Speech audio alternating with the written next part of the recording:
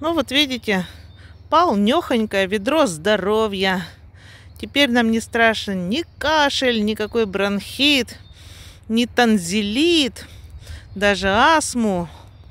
Астма не страшна. И полинос. Полинос лечит. Вот. Вот какая красота.